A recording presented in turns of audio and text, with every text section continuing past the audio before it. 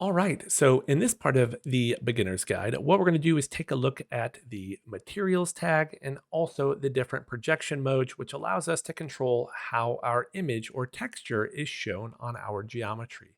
And this is extremely important because it goes a long way into making our materials look more realistic. We'll talk about some additional properties as well in the material tag, so let's go ahead and get started.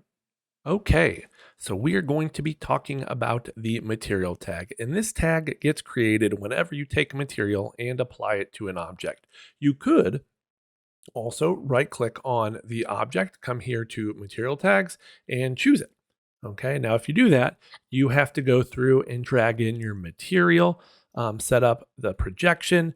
Whereas if you just drag the material onto an object, some of that stuff happens for you. And I really want to focus primarily on the projection here and some of the more important settings that come with that. I should point out that I pretty much just have some simple geometry here, along with, say, an object that has a couple of insets and extrudes, a text object, which essentially is just like a spline and an extrude, and then something like, say, a picture frame. And so, one of the things I want to point out here is that by just applying a material to all these objects, you can see how different the wood material looks in terms of its size, in terms of its projection.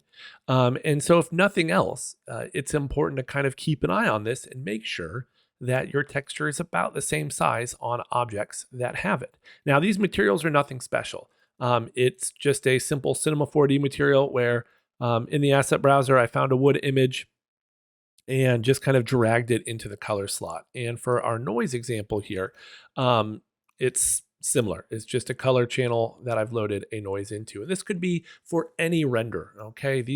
It really isn't specific to Cinema 4D's renderers, Redshift, Octane, it doesn't matter. The material tag properties are the same. And for the most part, they do work the same. So just wanted to make sure we were aware of that. So, what can we do with this? What do we need to worry about when applying the material tag and working with it? Well, I'm going to start with the projection, though we will come back to this because by default we have UVW mapping. And I don't want to spend too much time talking about UVW mapping. It's going to be its own video. I'll make it some point.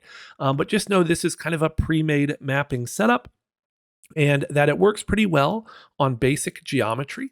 But the second you start doing any modeling, insets, extrudes, or apply it to, say, a spline in an extrude or the text object, that's where things start to go wrong with it and when you need to consider your other projection options. And we'll come back to what those are and working with them in just a second. Okay. The projection display, we don't need to worry too much about. That really won't help us right here. The sides allows you to determine where you want this, if you want it on the front and back of a single polygon, or just one or the other. Now, you really just do want both for the most part.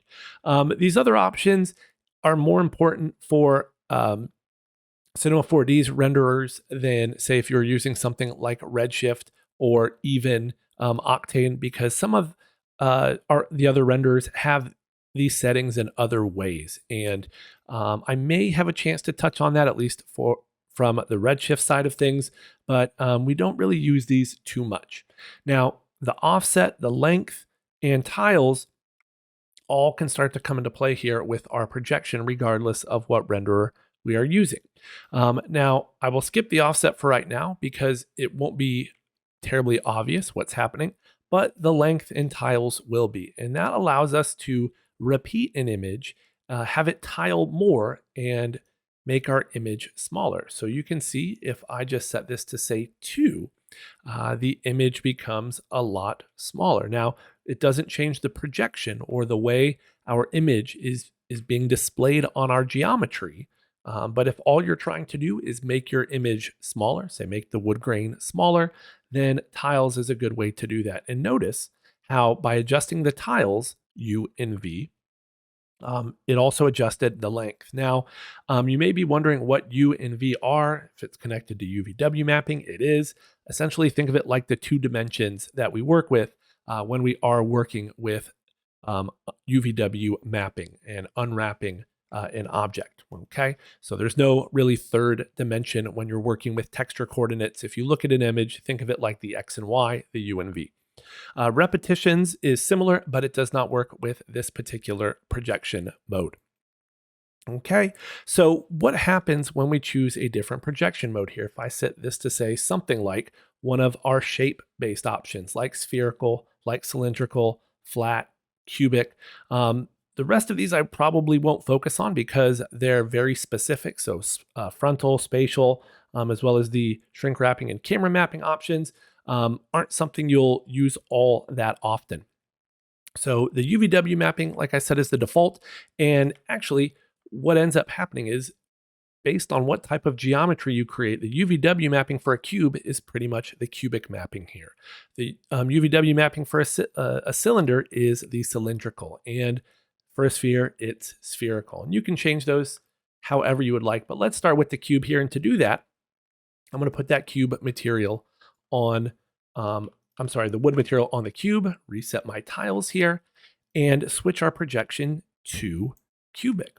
Now, it really doesn't look like anything's changed here because this piece of geometry is still a primitive shape. Nothing has been done to it. But what we can now do is go to texture mode. And texture mode is another mode, just like model, just like object, or even animation, but it allows us to work with the texture projection.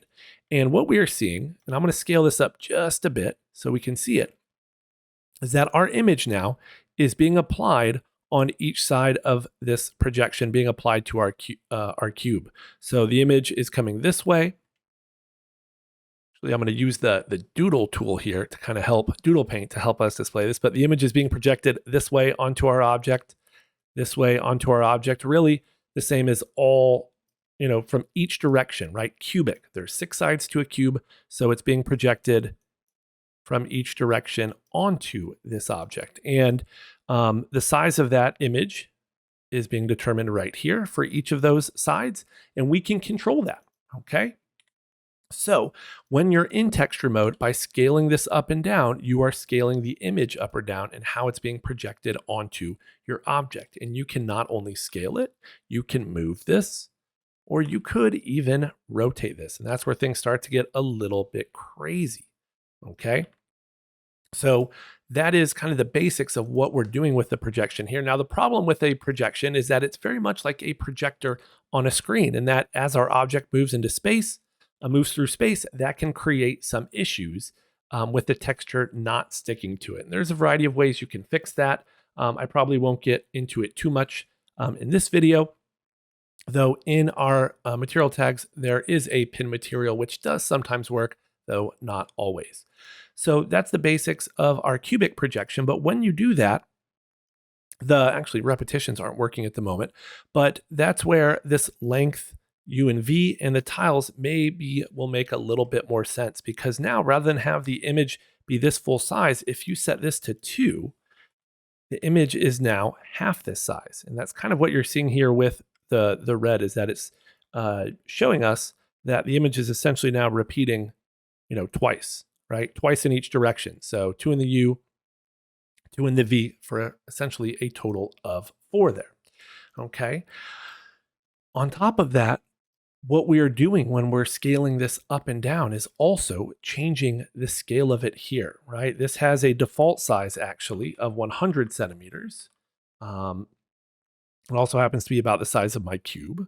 And you can see we have our own set of coordinates here for this texture gizmo. So as you scale this up or down, really what you're doing is adjusting the scale here, and that's being reflected in your length, U and V properties, as well as your tiles.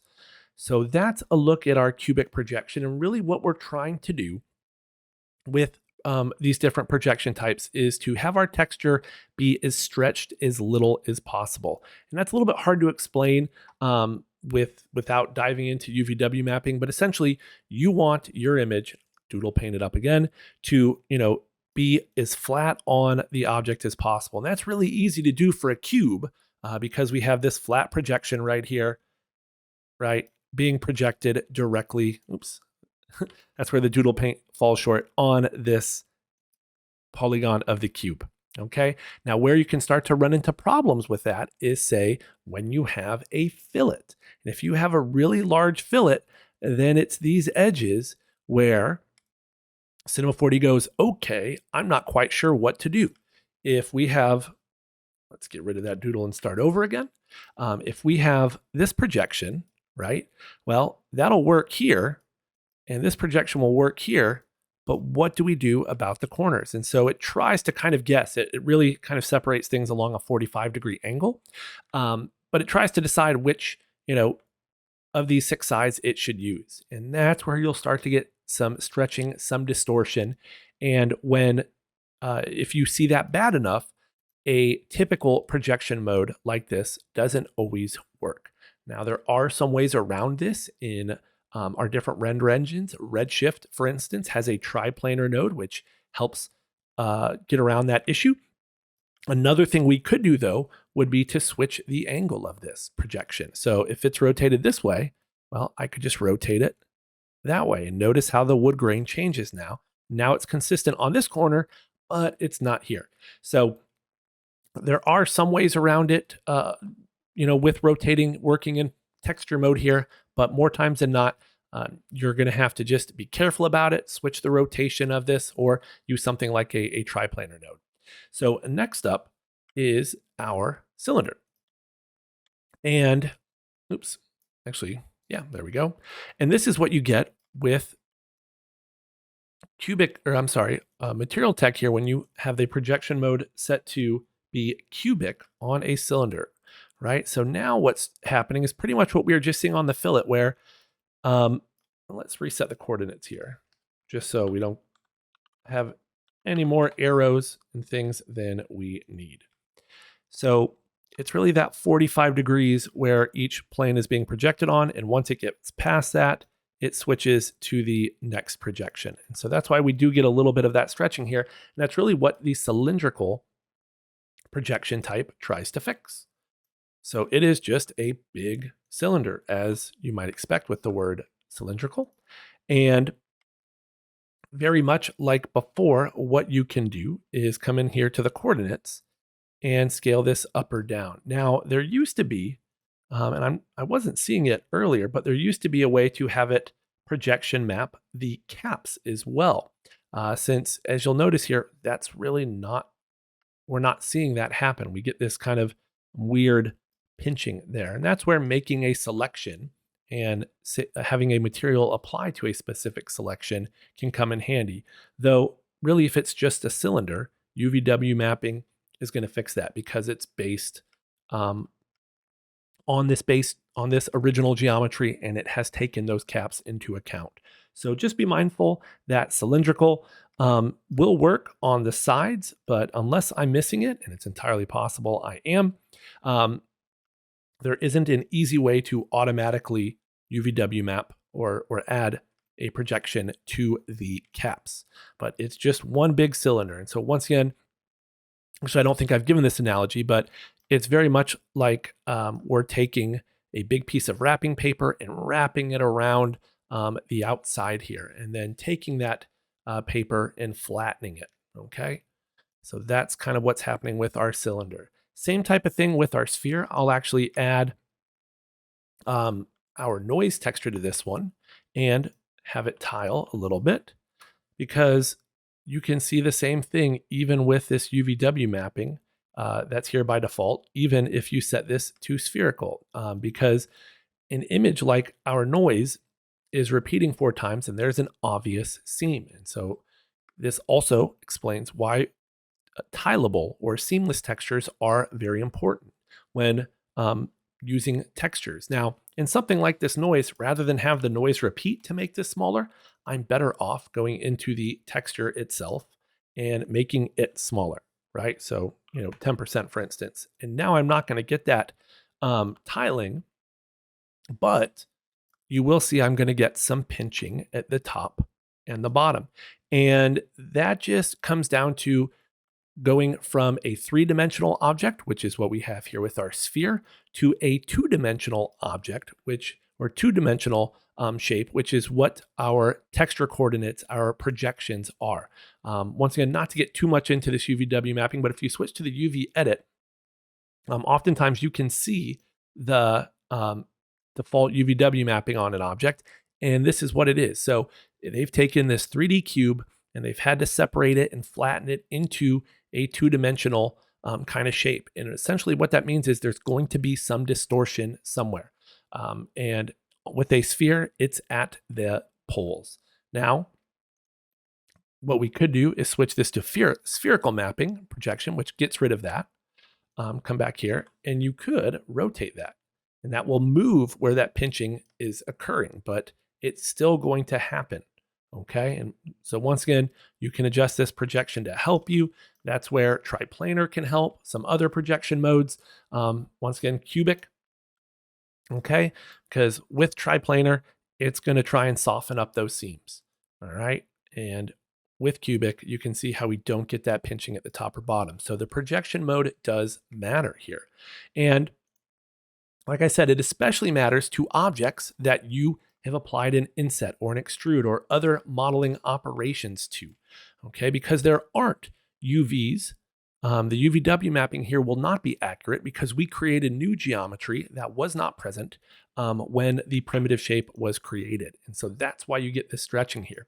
And so the easiest way to fix this on a very geometric object like this is to switch the UVW mapping to say something like cubic.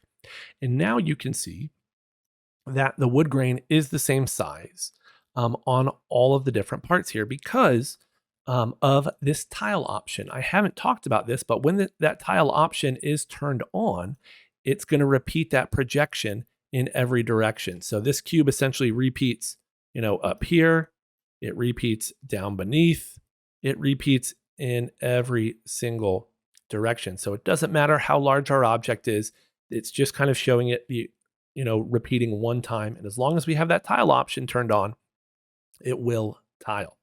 Okay, so that is a big part of working with the projection, is switching it to an appropriate mode to get the pattern the same size and to, fix the issues that we see by default with UVW mapping here. Okay, and it's the same type of thing if you use a text object, if you put a spline in an extrude. And just to show you that, I'll take this text spline, put it into an extrude, and try to actually get out of our texture mode there. Place this right here. And what you'll see when I apply the wood material to both of these is pretty much the same thing. Looks good on the front, on the sides, it's stretched. Okay, and that's because, once again, these are primitive objects, and these really aren't even polygon objects, okay? So they actually don't even have that UVW mapping built in for the geometry. Now, you'll see when you actually do make an object editable, it does convert that UVW mapping here to UVW coordinates, and that's where that information gets stored that you're looking at in the UV edit mode.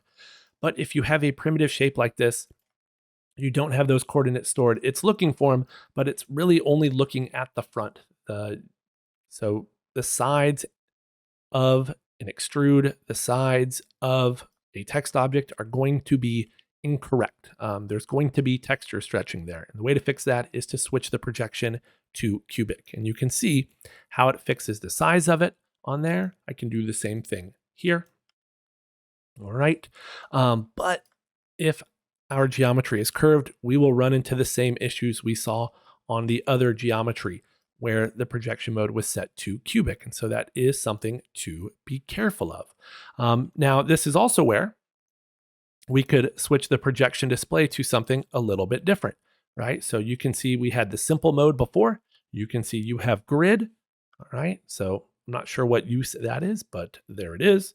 Or even solid. Okay, now this is a UVW mapping pattern, which it can be helpful to see this here because you can also take a look at it and preview it in your UV edit, in your texture UV editor here. And so you can say, all right, well, this looks like a square. It should say A8. Let me find that in here. Now, once again, try not to get too much into that, but it seems to keep happening. So I'll switch that to simple since I do think that's the best way. All right, so we've seen how we can fix it on a cube object or something very, very geometric. We've seen how we can make it look slightly better on, say, something like text, really what I would do for either of these is once again rotate the um, projection. So that way it's all going the same way. It's all going backwards like this. So that way, where it changes from the one projection, the side projection here to the top projection isn't as obvious, though I do think it's right there. It's going to look a lot better because it's running the same direction as the wood grain. Now, you can't always do that, all right, because your texture may not always have kind of a straight line to follow like wood grain does. So there are some other options, and that's what we're going to be taking a look at here by working with selections. And so I'm going to start by applying this wood grain. And I'm actually going to turn off the reflectance property so we can see it a bit clearer here. And if you weren't aware, you can also come here to the viewport section. And I'm pretty sure this works for pretty much every renderer, but switch the texture preview size to no scaling. And that's going to make the textures you see in your viewport look a lot more clear. Now, even on this object, okay, that, just a little bit of an inset and an extrude, tried combining those words together. It did not work. You'll see that we do get some stretching on those new polygons, that new geometry I created. And so you may go, all right, well, I'm going to just set this to cubic. And you could go, I don't know, maybe I don't want the wood grain to go horizontal. Maybe I want it to go vertical. And that's fine. And this is a decent start. But what you also want to think about when it comes to applying your materials is how that object is actually going to be made. So by having the wood grain run the exact same way on an entire object like this, what we are essentially saying is this picture frame was whittled or cut out of a single piece of wood. And not that I make a lot of picture frames or really any, but I don't think that's actually how they're put together. In fact, if you look at a picture frame, you will see that kind of each piece has its own, right, is put together separately. So, this piece is separate from this piece, is separate from this piece, and it's separate from this piece. And they're all kind of glued together, joined together. I assume it's mostly glue. Maybe there's some nails or some other stuff in there. The little back part as well. Now, I don't really have like a glass piece in front here, not necessary for this, but if that's how this object is made, then that's how we want to have our materials look. And so really, if we are modeling this, maybe we should have a little bit of a gap there. But if nothing else, we can at least make the wood grain go different directions. And so the way you would do this is by selecting those polygons that you want to have the wood grain or to have another copy of this material. It could also just be a second copy of this material, okay? And there's really two ways you can do this. You can just drag the material directly on this. And what it's going to do is create another material tag for us, as well as a selection tag. It's saved out that selection of polygons. And what's actually happening is this material tag is using that selection to apply this material just to this part. And to demonstrate this, I'll actually just switch out the material here so we can differentiate them a little bit better. So now you can see that our noise material is on this selection of polygons, whereas our original wood is on the polygons that weren't selected. And because of that, I now have a new material tag, new set of coordinates, and I could come in here and adjust the projection, assuming, of course, it's set to something like cubic, right? So I can rotate this, make it larger, make it smaller, whatever. So that's one way you can go about it. There's nothing wrong with that way. But because of that, we end up with a selection that is not named. And I'm a big fan of staying organized. So my recommendation is to select those polygons, come up to your select menu, choose store selection, and that will save those polygons in a tag. And what you can do is just name this selection. I could call it horizontal. Okay, drag another copy of my wood material on there, take my selection, drag that into the selection field here. And now we have our material applied to just these polygons again, but it's named. And so that just makes my life a lot easier because now I know exactly where this, what polygons these are. And just like before, like I was doing with the noise, I can switch my projection to say cubic. And we can see it's actually going the right way automatically, which I guess is kind of nice. But if I needed to, I could come in here into projection mode and rotate this if I needed to, or scale this up. Okay, but it's actually not scaling uniformly. So there we go. And that's going to make our materials look a little bit better because it's not just making the material itself look realistic, it's about making the material, applying the material in a way that it would be in real life. And so for a picture frame, that's the wood grain running different ways. Depending on what other type of material you are working on, that could change things as well. But that's something else you want to consider when working with materials. And that's pretty much it for the material tag here. Now, I didn't really get into the seamless option because that really doesn't affect us too much, especially if you're using, say, something like Redshift. A couple other things I didn't get to, but those are the big important parts: the selection, the projections, as well as some of the options down here for the length U, length V. Well, that will do it for this video. If you liked it, do me a favor. Please like the video, leave a comment if there's anything else you would like to see, and subscribe to the channel so you can see when I post more videos. Until next time, take care.